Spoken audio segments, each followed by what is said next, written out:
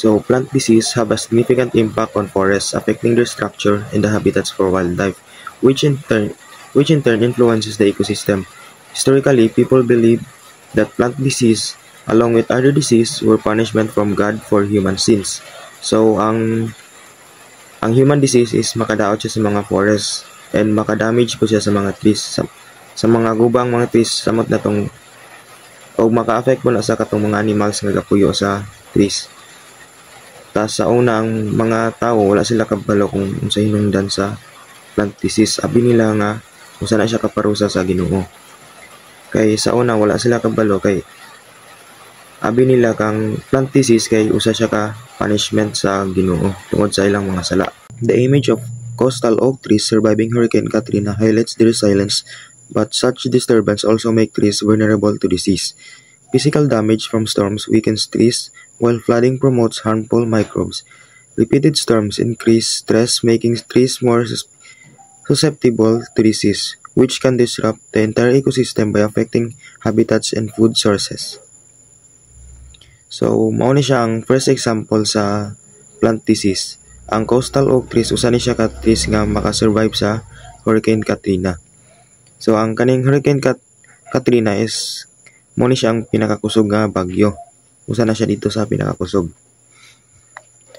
And then if magpadayon jud ang bagyo kanang storm, is makaharm jud siya sa trees like mga bali ang sanga, then at the end maapektuhan ang ecosystem pati ang mga animals o ilang ginapuy-an.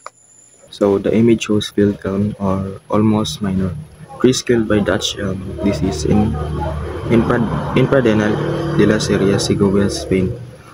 This fungal disease caused by Ophiostoma species and spread by elm bark beetles lead to the rapid decline and death of infected trees. The disease disrupts ecosystem forestry, particularly in region with a high population of elms. Its spreads is an example of how invasive disease can significantly disturb natural landscape, affecting both biodiversity and local economies dependent on healthy tree population.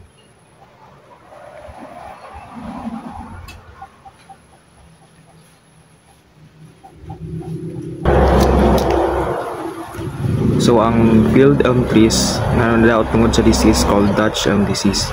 Dutch elm disease kay usa pud siya ka plant disease nga nagagmay nga mga insects. Ginatawag ni siya og elm bark beetles nga maoy nadala sa ginatawag nga fungus gikan sa usa ka tree to another.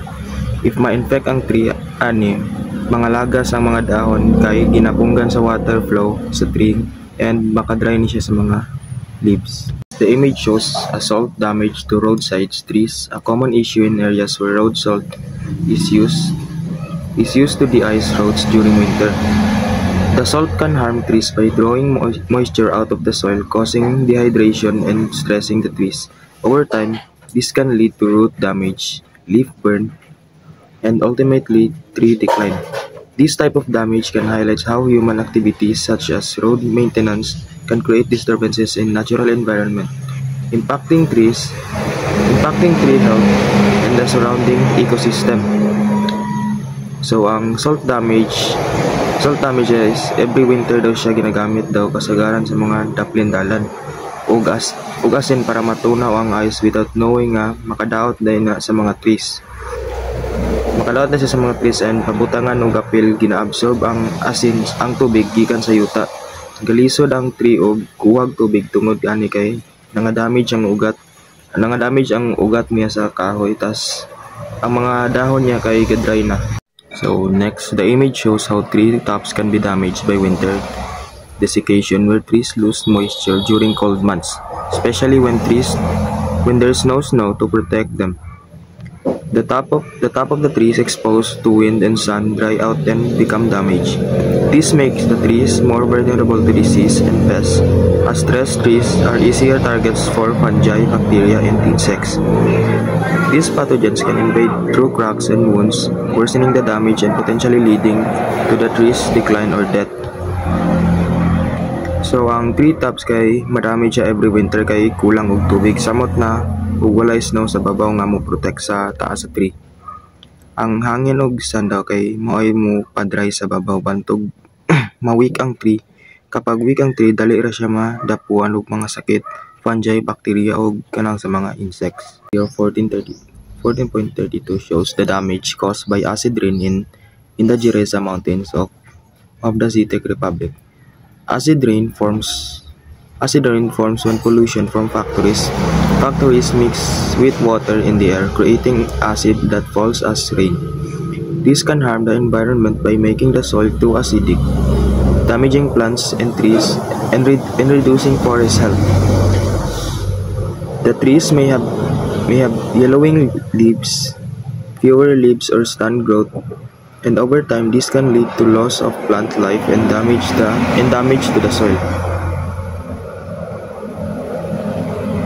So ang acid rain sa Jezera Mountain is mahitabo ni siya katong sa mga pollution sa mga factories, and then mo sagol siya sa tubig sa hangin, tas mahimong ulan nga acid. Mahimong acid ang yuta, tas maapektuhan ang mga trees, mag-yellow ang dahon or mga ibot, tas mga matay ang trees, then makadamage po ni siya sa mga soils. So the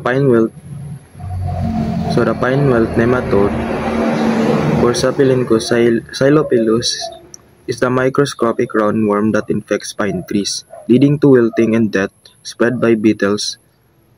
The nematodes block water and nutrient flow within the tree, causing it to dry out and to turn brown. The damage occurs quickly, often killing trees within months. This pest poses a significant threat to pine forests, especially in non-native regions. So ang pine wilt nematode kato ni siyang gamay kay nga worm nga mo'y makadaot sa mga pine trees. Mukalat ni siya pinaagi sa mga beetles, ginablock nila ang agyanan sa tubig pantog mag-dry ang mga kahoy, mahimong brown, tas mga matay po ng mga trees. The image highlights slime flux in American elms caused by bacterial infections like Erwinia amylovora, leading to the secretion of a foul-smelling liquid. This disease weakens the trees, making it more vulnerable to other stress or disease, demonstrating how such disturbances can affect trees' health and the broader ecosystem.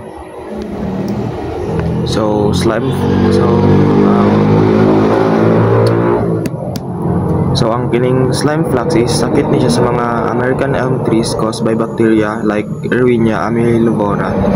Tungod ani kay gagawas ang tree og liquid nga baho kayo maka-cause ni siya og weak sa tree, and then dali na lang pod maipuan og mga sakit ang mga trees.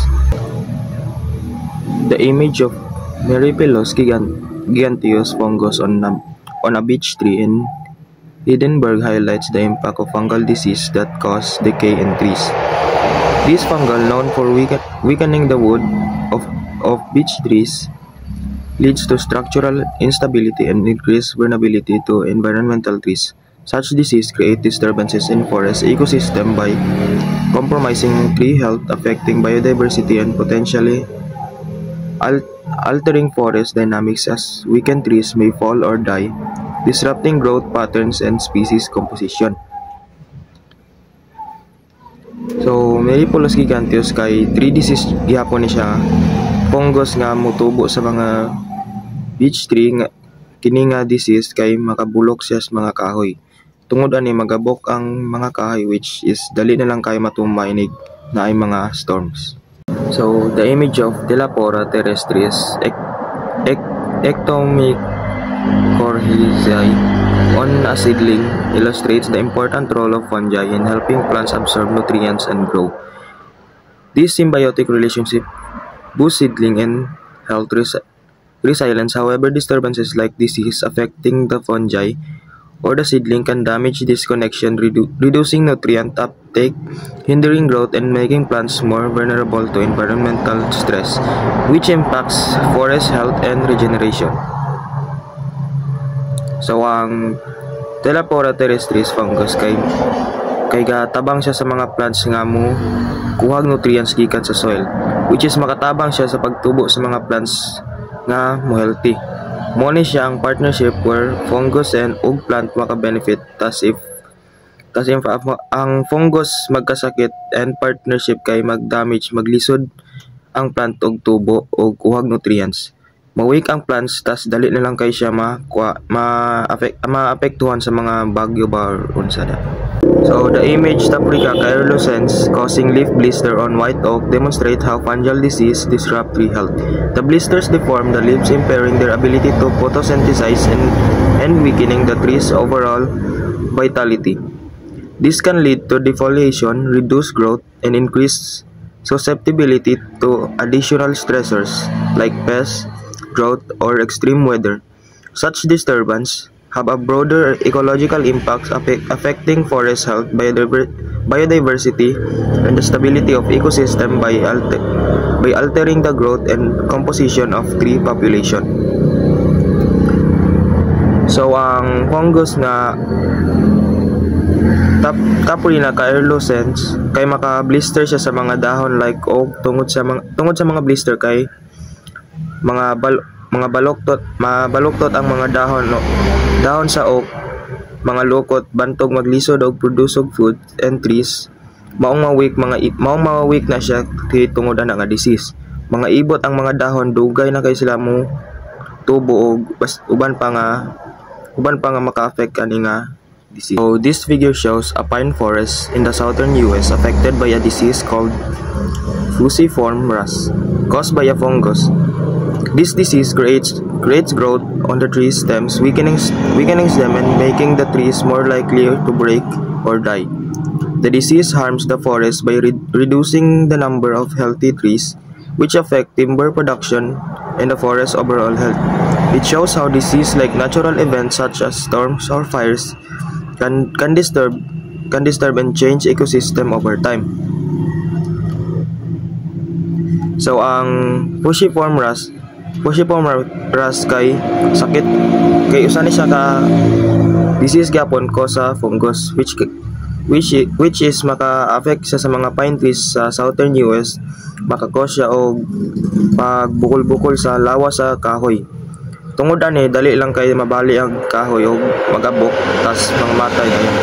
So the next figure shows an American chestnut tree infected by chestnut blight, a disease caused by a fungus. This disease kills the trees by forming cankers on the bark, and through the roots can survive. New shots often die before growing. Chestnut blight has greatly reduced damaged trees in North America, affecting both the forest ecosystem and the economy. So ang chestnut blight kay sakit ni siya ko sa fungus. Affected ang mga American chestnut trees, ginapatay ni ang mga trees paagi sa paghimo og samad-samad. Ginasamara nila ang lawas sa trees. Pero makasurvive ang mga ugat, kasagaran mamatay ang mga bagong sanga ayha siya motubo. Tungod ani daghan kay nga damage nga chestnut sa North America which is na apektuhan pud ang ecosystem. So the most extensive forest disturbance currently caused by insects may be the outbreak of mountain pine beetle shown in the figure. So mao ni siyang beetle nga akong giingon ganina sa mga plant disturbances. Mao ning mga insects nga dako kay impact og makadaot sa ecosystem ug sa mga tanom.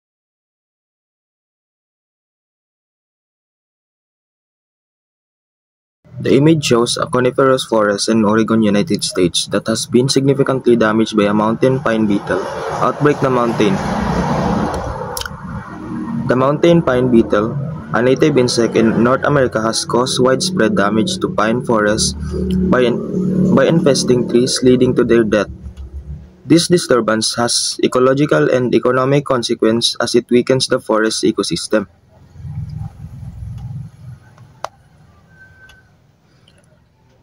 So mao ni ang Forest Oregon nga damage sa tungod sa mga beetles. Kay tungod sa beetles magabok man ang mga kahoy tas mao nang hinungdan sa pagabok sa kahoy tas dali na lang ma-damage or matumba. So kani nga image mao ni ang agi sa mountain pina beetles. Daghan na kay mga marks ang trees, like literal yun siya nga makagabok yun ang tungod sa beetles, magabok yun ang kahoy. So once inside the tree, the beetle lays eggs that produce the next generation, which can go on to produce another generation during a single growing season. This cycle can instigate a tree-wide attack that may be affected in overcoming or killing the host tree. The life stage of the southern pine beetle begins with an egg and moves through the larva pupa and the adult stage over 26 to 54 days. So pag makasulod na daw sa mountain ang pine beetles, kaya di sila sa sulod mangitlog. Tas di sila maka-start og maghimog laba is mo na mga baby insects nila kanang larva. Tas ang kanang larva mo na tas pagka nagkuha na nila mo na po mag-produce og daghang eggs. Kana nga cycle magbalik-balik na sila hangtod managhan sila sa sulod. Ang life sa southern pine beetle is gikan pa sila sa itlog human sa larva, and then mo adult sulod sa 26 to 54 days.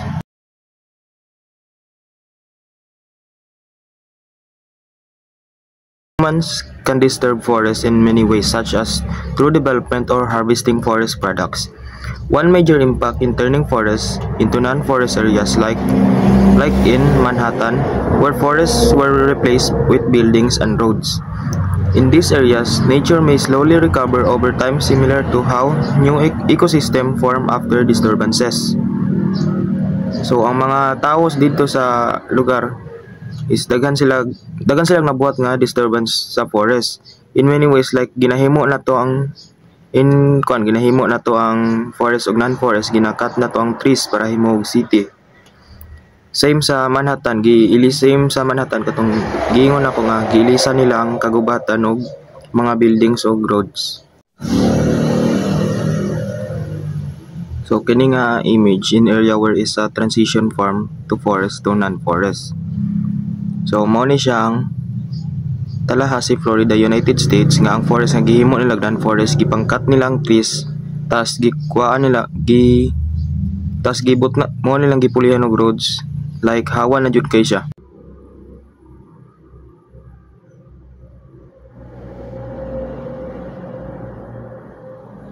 So sa Tallahassee, Florida, United States, mao gyapon ni siya. At the same time, kini nga part diri na to makita ang normal nga forest. I mean, forest gyapon siya pero naa siya mga pakpak, pero samantala lang mutubo gyapon ang mga trees, like trees nga nawala, like wa siya tukurig building or roads, normal forest lang. So figure 14.44 may involve tree cutting, but it's not necessarily a permanent change, while figure 14.43 shows a clear permanent conversion to urban use. So ang figure 14.44 ka-involve siya og tree cutting, but it's not necessarily a permanent change, while ang figure 14.43 shows a clear permanent conversion to an urban use.